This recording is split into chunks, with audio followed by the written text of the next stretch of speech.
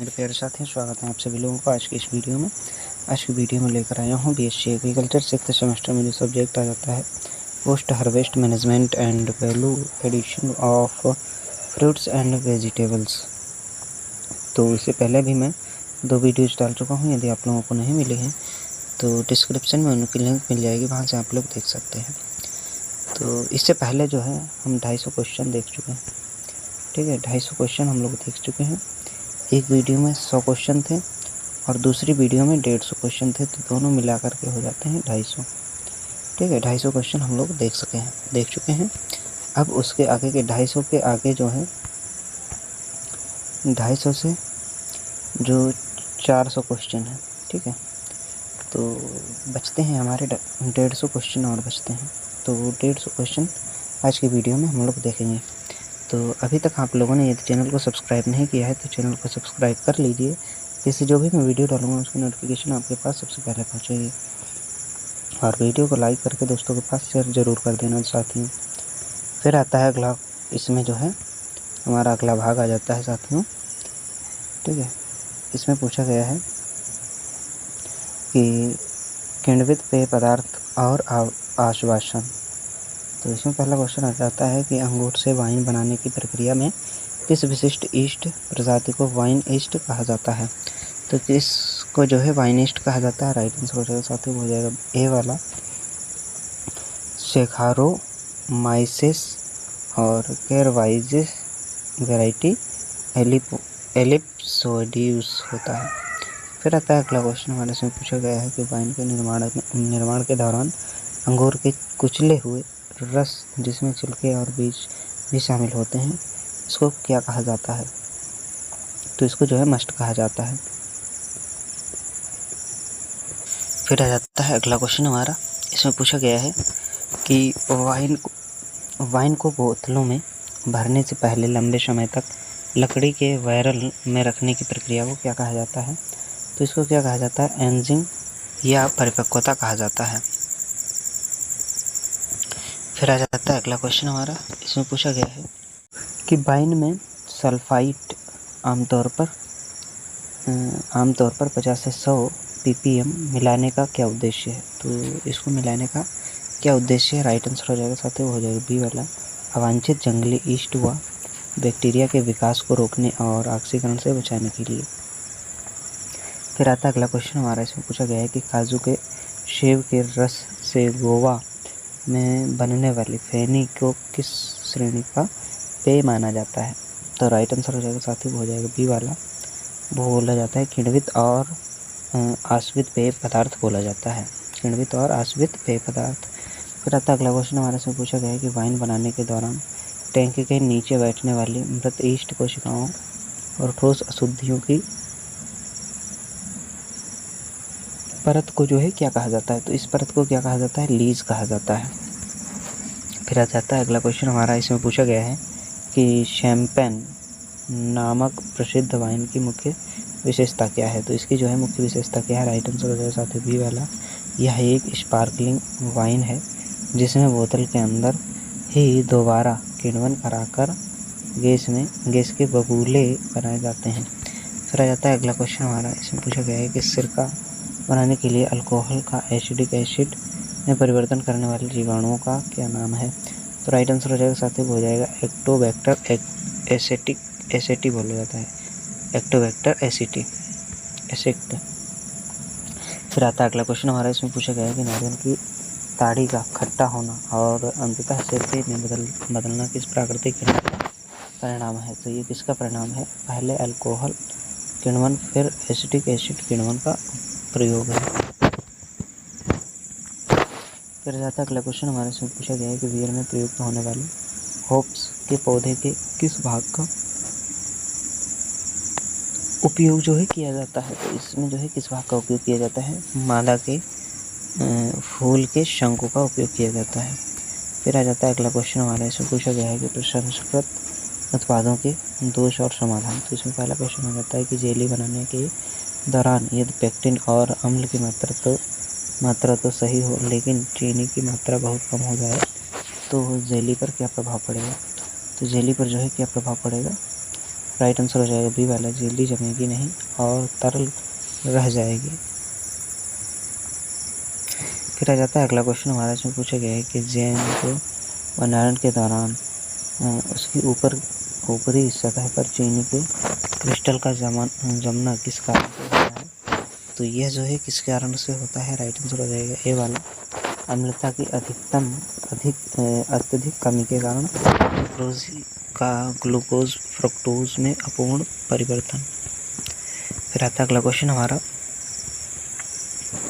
इसमें जो है पूछा गया है कि टमाटर केचप की बोतल के शीर्ष भाग पर काले छल्ले बनने की समस्या ब्लैक नेक को रोकने का सबसे प्रभावी उपयोग क्या है। तो राइट आंसर हो जाएगा साथ ही हो जाएगा बी वाला, बोतल को हवा रोधी बंद करना, केचप में हवा के बबूले न रहने देना और आयरन मुक्त मसालों या कैंप का उपयोग करना। फिर आता है अगला क्वेश्चन हमारे, इसमें पूछा गया है कि डिब्बाबंदी के बाद डिब्बों का स्टैक बर्निंग दोष क्या है। तो स्टैक बर्निंग दोष क्या है, राइट आंसर हो जाएगा बी वाला, डिब्बों को गर्म अवस्था में ही एक के ऊपर एक ढेरी बनाकर रख देने से अंदर के भोजन का अधिक पक जाना, भूरा पड़ना और बेस्वाद होना। फिर आता है अगला क्वेश्चन हमारा, इसमें पूछा गया है कि डिब्बा बंद मटर में डिब्बे को खोलने पर यदि मटर का रंग पीला भूरा दिखे और पानी मटमैला व खट्टा हो लेकिन डिब्बा फूला ना हो तो यह किस बैक्टीरिया के कारण होता है। तो ये किस बैक्टीरिया के कारण होता है, बेसिलस कोगुलेंस होता है, बेसिलस कोगुलेंस। फिर आता है अगला क्वेश्चन हमारे से पूछा गया कि फलों के मुरब्बे के निर्माण के दौरान फलों के सिकुड़ने और कड़े होने की समस्या से बचने के लिए सावधानी रखनी चाहिए। तो क्या सावधानी रखनी चाहिए, तो राइट आंसर हो जाएगा इसका साथ ही हो जाएगा, चाशनी की सांद्रता को प्रतिदिन 8 से 10 ब्रिक्स की दर से धीरे धीरे बढ़ाना चाहिए।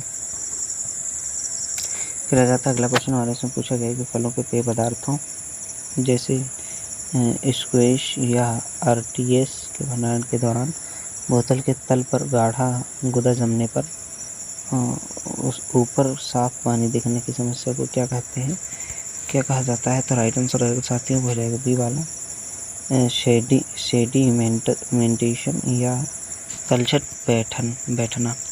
फिर आता है अगला क्वेश्चन हमारे से पूछा गया कि सूखे हुए प्याज और लहसुन के पाउडर में हवा की नमी सोखकर कड़े ढेले बनने की समस्या को रोकने के लिए पेक्टिन में क्या मिलाया जाता है। तो पेक्टिन में क्या मिलाया जाता है, राइट आंसर रहेगा बी वाला, एंटी केकिंग एजेंट मिलाया जाता है। फिर आ जाता है अगला क्वेश्चन हमारे इसमें पूछा गया कि कैनिंग के दौरान डिब्बों के अंदर गहरे काले या कत्थई धब्बे बनने सल्फाइड ब्लैकनिंग को रोकने के लिए डिब्बों की भीतरी परत पर क्या लगाया जाता है।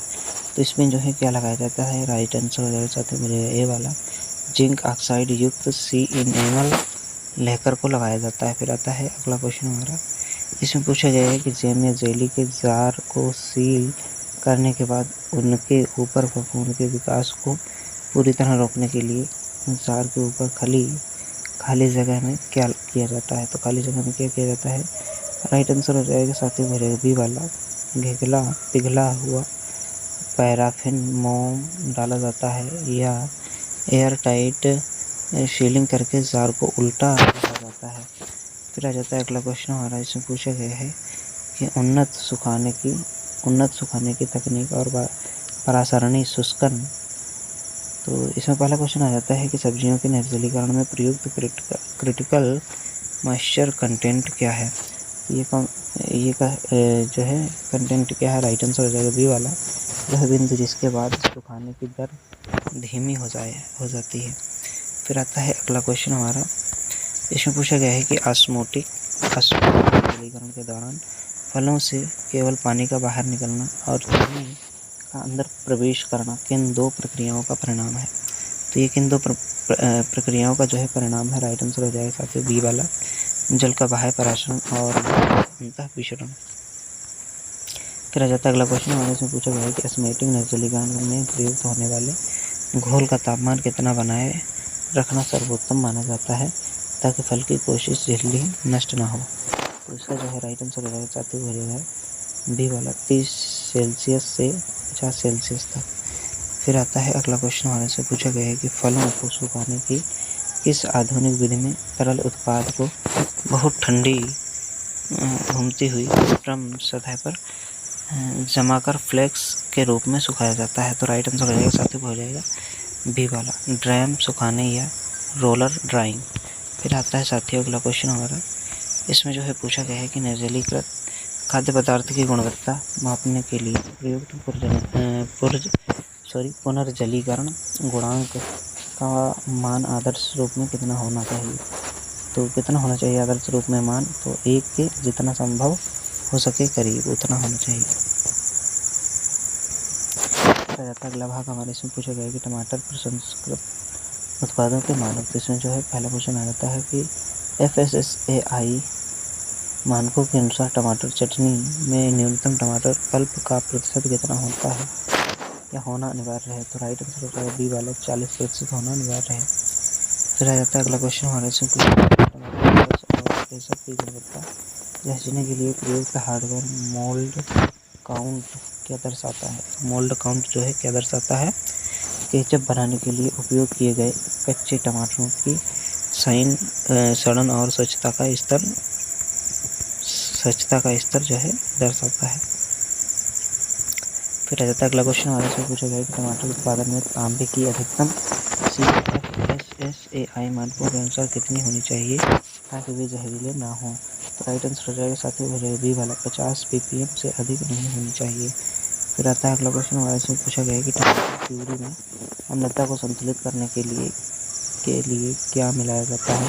राइट आंसर हो जाएगा साथियों हो जाएगा बी वाला खाने का सोडा या सोडियम कार्बोनेट के रूप में मिलाया जाता है। फिर आता है अगला क्वेश्चन हमारे से पूछा गया है कि टमाटर केचप की बोतलों को सील करने के बाद उनके विसंक्रमण के लिए उन्हें कितने तापमान पर उबाला जाता है।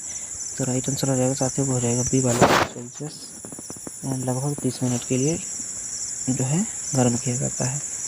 फिर आता है अगला भाग हमारे से पूछा गया है कि मूल्य संवर्धन और सह उत्पादन उपयोग।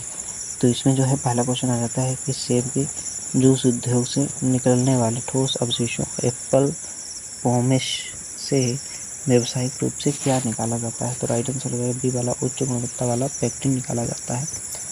फिर आता है अगला क्वेश्चन हमारे से पूछा गया है कि संतरा और नींबू के छिलकों के प्रसंस्करण द्वारा कौन सा मूल्यवान सह उत्पादन प्राप्त किया जाता है जो कॉस्मेटिक और खाद्य उद्योग में प्रयुक्त होता है। तो राइट आंसर हो जाएगा साथियों हो जाएगा बी वाला कोल्ड प्रेस्ड आवश्यक तेल।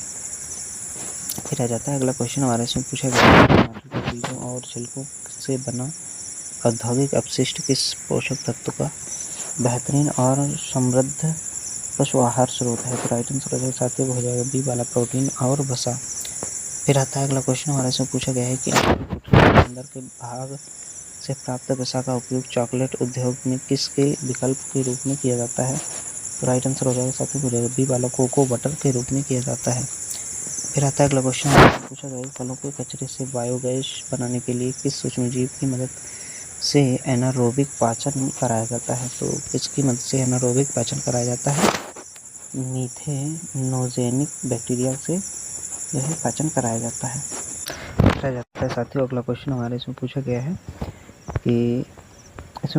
कि पैकेजिंग के क्षेत्र में PLA का पूरा नाम क्या है जो एक बायोडिग्रेडेबल प्लास्टिक है। तो राइट आंसर हो जाएगा साथियों हो जाएगा ए वाला पॉलीलैक्टिक एसिड। फिर आता है अगला क्वेश्चन हमारे से पूछा गया है कि पैकेजिंग के अंदर ऑक्सीजन के स्तर को शून्य के करीब लाने के लिए पैकेट में किस धातु के पाउडर वाले ऑक्सीजन स्क्वेंजर पाउच रखे जाते हैं। तो राइट आंसर हो जाएगा बी वाला लौह चूर्ण रखा जाता है। फिर क्वेश्चन हमारे से पूछा गया है कि सक्रिय पैकेजिंग में एथिलीन को सोखने के लिए प्लास्टिक फिल्मों में किस खनिज के कणों को मिलाया जाता है। तो किस कण को जो है मिलाया जाता है। राइट आंसर हो जाएगा साथियों हो जाएगा जियोलाइट और पोटेशियम परमैंगनेट को मिलाया जाता है। फिर आता है अगला क्वेश्चन पूछा गया है कि ताजे कटे फलों पर लगाया जाने वाला खाद्य आवरण आमतौर पर किससे तैयार किया जाता है। तो ये किससे तैयार किया जाता है। राइट आंसर हो जाएगा साथियों हो जाएगा बी वाला प्राकृतिक पॉलीसेकेराइड से और मोम से तैयार किया जाता है। फिर आता है अगला क्वेश्चन, M80 पैकेजिंग में कार्बन डाइऑक्साइड गैस का मुख्य कार्य क्या है? राइट आंसर हो जाएगा सत्य हो जाएगा बी वाला, कवक और जीवाणुओं के विकास को रोकना। फिर आता है अगला क्वेश्चन हमारा, इसमें पूछा गया है कि खाद्य संरचना में बाधा प्रौद्योगिकी का एक व्यवहारिक उदाहरण कौन है? राइट आंसर हो जाएगा सत्य हो जाएगा बी वाला, जैम, जिसमें कम पीएच, उच्च चीनी और गर्म पैकिंग जैसी कई बाधाओं सूक्ष्मजीवों को रोकती है। फिर आ जाता है अगला क्वेश्चन, पूछा गया कि ताजा कटे फलों के न्यूनतम प्रसंस्करण के दौरान होने वाले कालेपन को रोकने के लिए किस विधि का उपयोग किया जाता है? राइट आंसर हो जाएगा बी वाला, हल्की वैक्यूम पैकेजिंग या नाइट्रोजन फ्लशिंग और कम तापमान भंडारण। फिर आता है अगला क्वेश्चन हमारे, इसमें पूछा गया कि अल्ट्रा हाई प्रेशर प्रचुरीकरण में सूक्ष्मजीवों के नष्ट होने का मुख्य कारण क्या है? इसका जो है मुख्य कारण क्या हो जाएगा? राइट आंसर हो जाएगा बी वाला, अत्यधिक उच्च दाब के कारण रोगाणुओं के प्रोटीन और कोशिका झिल्ली का पूरी तरह से विकृत होना। फिर आ जाता है अगला क्वेश्चन हमारा, इसमें पूछा गया है कि गुणवत्ता को बिना नष्ट किए मापने के लिए प्रयुक्त होने वाली गैर विनाशकारी तकनीक कौन सी है? तो राइट आंसर रहेगा बी वाला, निकट अवरक्त स्पेक्ट्रोस्कोपी। फिर आ जाता है अगला क्वेश्चन हमारा, इसमें पूछा गया है कि बहुपरतीय लचीली पाउच पैकेजिंग रिटॉर्ट पाउच पारंपरिक टिन के डिब्बों का एक बेहतरीन आधुनिक विकल्प क्यों है? तो यह क्यों है? राइट आंसर रहेगा बी वाला, यह हल्की लचीली उष्मा संरचना में तेज और तापमान व दबाव को सहन करने में सक्षम होती है। फिर आता है अगला क्वेश्चन हमारा, इसमें पूछा गया है कि कोल्ड प्लाज्मा तकनीक खाद्य पर्यवेक्षण की कौन सी आधुनिक प्रणाली है?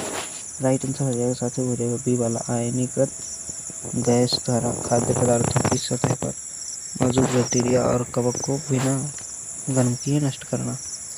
फिर आ जाता है अगला क्वेश्चन हमारा, इसमें पूछा गया है कि खाद्य प्रसंस्करण इकाइयों में HACCP के कुल कितने बुनियादी सिद्धांत निर्धारित हैं? तो राइट आंसर हो जाएगा बी वाला, 7 सिद्धांत जो है निर्धारित हैं। फिर आता है क्वेश्चन हमारे से पूछा गया कि टमाटर सॉस के गाढ़ेपन को मापने के लिए उद्योग में किस विशिष्ट श्यानता परीक्षण उपकरण का उपयोग किया जाता है? तो इसमें जो है किसका उपयोग किया जाता है? राइट आंसर हो जाएगा बी वाला, ब्रुकफील्ड स्टेशनल विस्कोमीटर।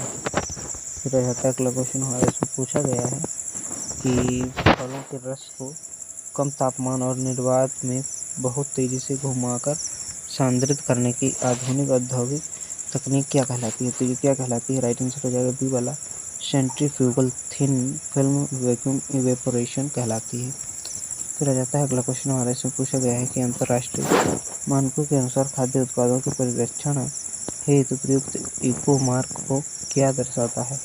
तो इको मार्क जो है क्या दर्शाता है? राइट आंसर हो जाएगा साथ में हो जाएगा बी वाला, उत्पाद का निर्माण और उसकी पैकेजिंग पर्यावरण के अनुकूल और पारिस्थितिकी रूप से सुरक्षित है।